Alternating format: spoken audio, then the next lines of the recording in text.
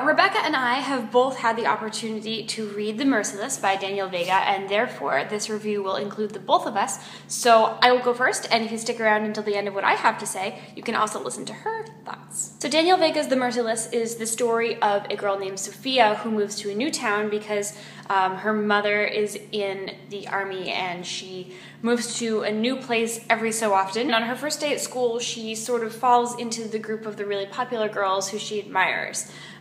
This is after making the acquaintance of this other kind of strange girl named Brooklyn Stevens, who is very sort of punky, and they describe her as having looked like she walked out of an Urban Outfitters, and she offers her a Band-Aid, and so Sophia kind of thinks that they might be friends. However, when she falls in with this popular crowd, Brooklyn kind of gives her a little bit of side-eye, and because Brooklyn is not friends with these other girls.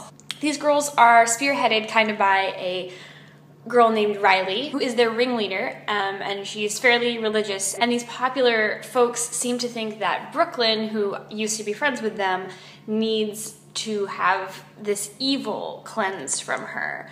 And the more Sophia tells them about Brooklyn, the more they feel that this is necessary.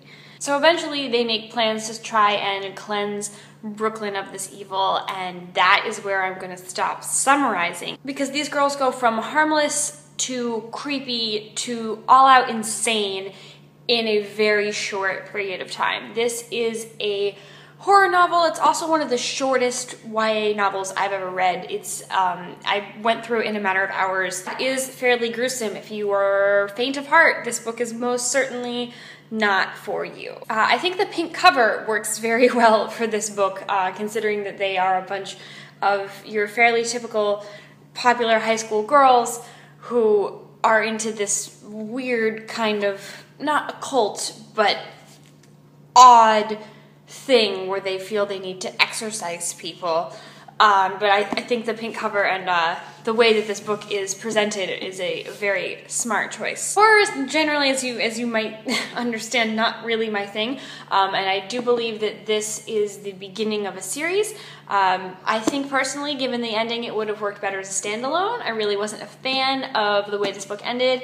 I think it could have been wrapped up a little bit more. I honestly think that this was contributed to by the fact that there's very little development with any of the characters. We only get to know as much about any of them as Sophia tells us, as with any novel from any perspective, but it felt very high school. We only knew as much about these people as she had seen or she had heard from other people. It's sort of like, you know, the rumor mill. You only know something about someone when you haven't really spoken to them that you've heard from other people. And her friends are obviously feeding her opinionated and biased thoughts about this girl Brooklyn, but none of these friends really have super deep personalities, and she herself hasn't really figured herself out, and there was no development of any of the characters. And I would hope that that's a plan for the second book, but that part felt very lacking to me. Additionally, the characters were fairly nonchalant about death in this book. Death and gruesome things didn't really seem to affect any of them very definitely at first, and maybe it did a little bit later, but not as much that I feel like a normal person would be upset by death and gore and things, and we all have different tolerance levels for that, but these girls seemed very nonchalant about the entire process, and obviously that's part of what makes this a little bit scary. The fact that they felt very little was very disconcerting for me. Overall, I gave this book 3 out of 5 stars. Horror novels aren't really my thing, so I probably wouldn't be inclined to read a second. I want to say thank you to Penguin for giving me the opportunity to read this book, and stick around for Rebecca. So you might not realize it, but you just traveled 480 miles from hanging out with Les to hanging out with me, because I want to share my thoughts on The Merciless as well, because it is definitely worth talking about. You already heard the lowdown from Les on what this story is about, so I can just launch right into my thoughts. And I must say that I did enjoy the book more than Les did. I am one to lean more towards the horror, creepy genre, as some of you may know from past book reviews. I didn't read it in so few hours as Les did, but it definitely didn't take me too long. What I found with the book, at least the main thing that like really stuck out to me in terms of positive thoughts, was that there were some really good twists and turns.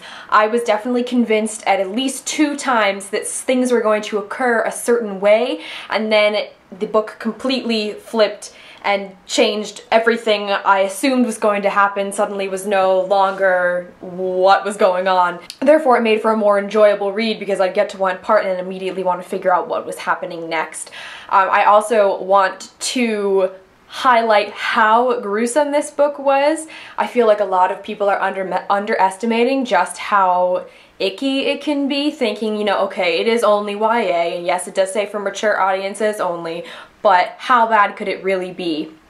I've read plenty of disturbing books, I've watched plenty of gruesome TV shows, and there was definitely a couple moments in this book where I was cringing because just the picture of what was happening in my head was just, oh god, I don't even want to think about it, like what it would feel to have that happen to you. So if you are going into this book hoping for those gruesome moments and those kind of creepy details, this book can definitely deliver on those. On the other hand, I wasn't as happy with the fact that it is a series. I felt this book would have been excellent as a standalone.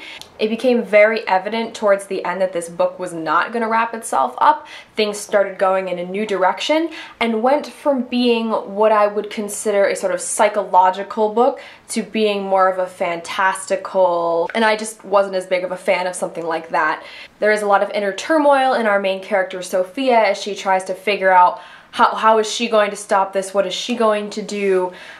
Learning the sort of disturbing, creepy moments of her past and sort of that big giveaway at the end of the book. That made me realize that we were going to keep going and things were definitely not going to wrap up nice and wonderfully. Not that things could ever really wrap up nicely in a book like this. When it comes down to it, I decided to give this book a 3.5 out of 5 stars. It's a good horror novel and it did keep me on the edge of my seat with those twists and turns, but I was just hoping for a little bit more from the book while also not just continuing on and going in a direction that I didn't really like very much.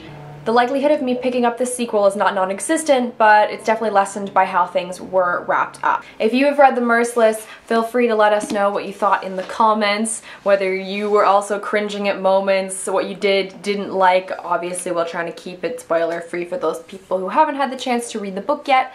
As always, all of our links are in the doobly-doo, Goodreads, Twitter, etc. It's all down there. Thank you guys for watching Les and I in the Stool Review, and we'll see you later.